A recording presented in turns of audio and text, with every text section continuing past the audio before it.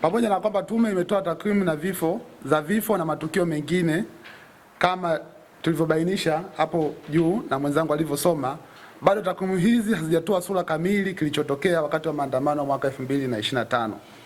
Ushahidi mwingi wa kimazingira ulionyesha kulikuwa na matukio mengi ya mauaji ya raia zaidi kwenye makazi, na hivyo idadi ya watu 518 haiwezi kuwa idadi kamili ya waliouawa.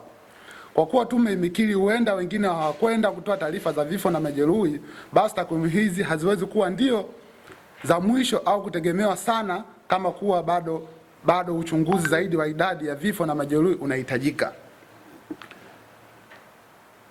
Takwimu hizi zimeshindwa kubainisha ni watu wangapi waliuawa wakiwa kwenye maandamano na ni watu wangapi waliuawa katika makazi yao, kwa kuwa watu wengi waliojeruhiwa na kuuawa wakiwa katika majumbani, katika biashara zao. Kwa hiyo imeshindwa kutofautisha ni wangapi waliuawa majumbani, wangapi waliuawa wakiwa katika maandamano. Imefanya kwa group wote pamoja, na tunaona hiyo ni changamoto. Lakini pia kuna utata wa miili ambayo haijulikani ilipo.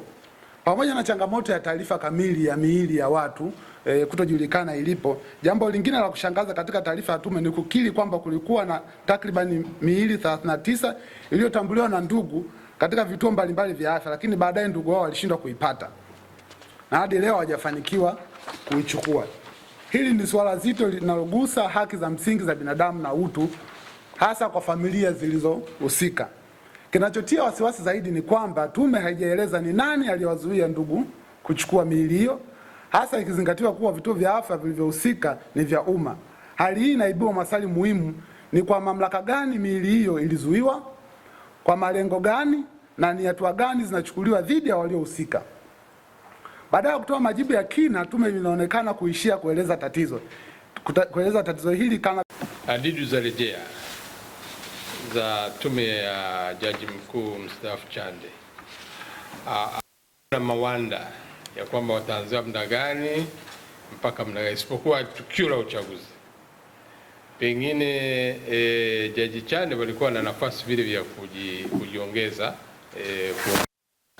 Kwa hiyo alivyosema kwa 700 tunaichukulia kwamba ndiyo kazi walioifanya kuona ni wangapi ambao wamepotea, kwa sababu wale watu waliopotea tunajua walio wengi hawajapotea wakati ule uchaguzi. Ndiyo wakati wa uchaguzi kuna baadhi ya watu walipotea kipindi kile cha siku 5-6 zile za uchaguzi, lakini tunajua vile vile kwamba kabla ya pale kulikuwa na taarifa kadhaa na mashirika kama hapa kituo cha sheria za binadamu kama Tanganyika Law Society, tunakumbuka kwamba alifanya kazi ya utafiti kutafuta. Nakumbuka ripoti ya mwaka 2024 ya TLS Tanganyika Law Society, nadhani walikuwa wamegundua kwamba walikuwa na watu nadhani 85 kama sikosei, lakini tunaona kabisa kwamba sasa hii tume imeongeza hiyo idadi, na kuna ripoti nyingine inasema ni watu 200 mpaka nadhani mwaka jana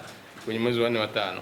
Sasa hivi tunaambiwa kwamba ni watu 700. Kwa hiyo naamini kwamba tume itumia nafasi ile kwa nayo kukusanya hizo taarifa na kuziweka hadharani. Kwa hiyo kimsingi tunachukulia kama ni taarifa ambayo sio kama ni exhaustive, lakini angalau inatuongoza kama kuna tatizo kubwa, kwa sababu watu 700 kupotea hajulikani walipo, au kwa maana mengine kama alisema mwanasheria Kambole kupotezwa na hawajulikani walipo, ni swala ambalo ni si la kawaida katika taifa. Hatuungi mkono pendekezo la kuundwa kwa chombo kingine cha kijinai kushughulikia masuala yaliyobainishwa na tume. Tunaamini kuwa tume ya Mheshimiwa Jaji Chande ilikuwa na uwezo na mamlaka ya kushughulikia masuala hayo, na kwamba kukwepa kufanya hivyo kunaashiria ukosefu wa utashi wa kisiasa badala ya ukosefu wa uwezo. Muda umekwenda na gharama kubwa zimetumika. Kwa sasa ipatikane tume huru ya kutafuta ukweli, uwajibikaji na maridhiano ya kitaifa. Narudia, sasa ipatikane tume huru ya kutafuta ukweli, uwajibikaji na maridhiano ya kitaifa. Tume hii iundwe na watu huru. Tume ya Jaji Chande itoe taarifa kamili yenye ukweli halisi hadharani. Tunatambua kuwa kiini anatomy cha vurugu na mauaji ya Oktoba 29, 2025 ni mgogoro wa kisiasa ambao umekuwepo Tanzania tangu nchi iliporejea kufuata mfumo wa utawala kidemokrasia na siasa za ushindani wa vyama vingi 1992, kinyume na ushauri wa kitaalamu na mapendekezo ya tume ya Jaji Mkuu Francis Nyalali. Njia ya kumaliza mkwamo huu sio kutafuta wachawi,